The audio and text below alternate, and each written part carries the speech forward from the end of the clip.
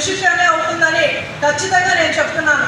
ఎందుకంటే మొట్టమొదటిసారిగా మాధవ్ నాయుడు గారు చెప్పినట్టు మహిళా శాసనసభ్యురాలు అనగానే అందరూ కూడా ఆఖరికి వైసీపీ వాళ్ళు కూడా మహిళే కదా పర్వాలేదు అనుకున్నారు.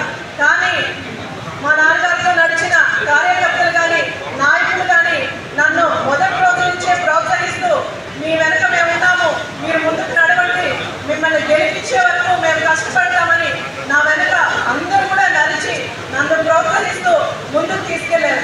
అందుకే ఈరోజు ఈ స్థాయిలో నిలబడి ఈరోజు ప్రజలకు సేవ చేసుకునే అవకాశాన్ని నాకు నాయకులు ఇచ్చినందుకు కూటమి నాయకులందరికీ కూడా ధన్యవాదాలు తెలియజేస్తున్నాను.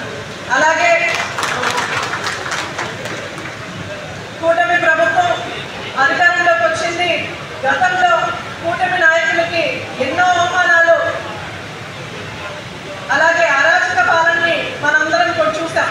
ప్రజలందరూ కూడా అలాగే ముఖ్యంగా నాయకుల్ని ఎంతో ఇబ్బందులు పెడుతూ, ముఖ్యంగా తెలుగుదేశం నాయకులు అంటే చిన్న చూపు చూస్తూ వాళ్ళని ఎంతో ఇబ్బందులు పెట్టిన పరిస్థితులు మనం చూసాం.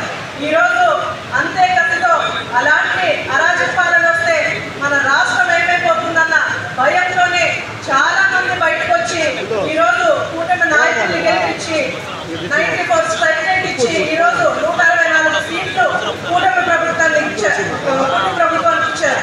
ఈరోజు కూటమి ప్రభుత్వం అధికారంలోకి వచ్చాక మన ముఖ్యమంత్రి శ్రీ నారా చంద్రబాబు నాయుడు గారు రాష్ట్రాన్ని ఎంతో సమర్థవంతంగా ముందుకు తీసుకెళ్తున్నారు. అటు సంక్షేమాన్ని కానీ ఇటు అభివృద్ధిని కానీ రెండూ సమపాలనలో తీసుకెళ్తూ ముఖ్యంగా పేద ప్రజల కోసం పేదరిక నిర్మూలన కోసం ఎంతో కష్టపడుతూ ఈరోజు P4 కావచ్చు, సంక్షేమ పథకం కావచ్చు, ముఖ్యంగా SC ST కాలనీలో మనం వేసిన NRGS ద్వారా రోడ్లు కావచ్చు, ఇవన్నీ కూడా పేదవాళ్ళని దృష్టిలో పెట్టుకొని చంద్రబాబు నాయుడు గారు ఎంత పనిచేస్తున్నారో మనందరికీ తెలుసు. ఇక్కడికి ఇచ్చేసిన నాయకుల్ని కార్యకర్తల్ని నేను కోరుకునేది ఒకటే, ఈరోజు రమేష్ అన్న గారు చెప్పినట్టు మనకు ఇంకా వైసీపీ వాళ్ళ అరాచకాలు ఇంకా తగ్గలేదు. వాళ్ళు ప్రజల్లోకి అసత్యాన్ని తీసుకెళ్తున్నారు. నాయకులందరూ కూడా చంద్రబాబు నాయుడు గారు ఎంతో కష్టపడి సంక్షేమ పథకాలను కానీ అభివృద్ధిని కానీ ముందుకు తీసుకెళ్తున్నారు. చంద్రబాబు నాయుడు గారు చేసిన పనిని నాయకులు కార్యకర్తలు ఇంకా కృషితో పనిచేసి అవన్నీ కూడా గ్రామ స్థాయి నుంచి మండల స్థాయి వరకు కూడా అందరూ ప్రజల్లోకి తీసుకెళ్లి సత్యాన్ని మనం చేసిన పని మనం చేసినట్టు చెప్తే ప్రజలు మనల్ని ఎంతో ఆదరిస్తారు.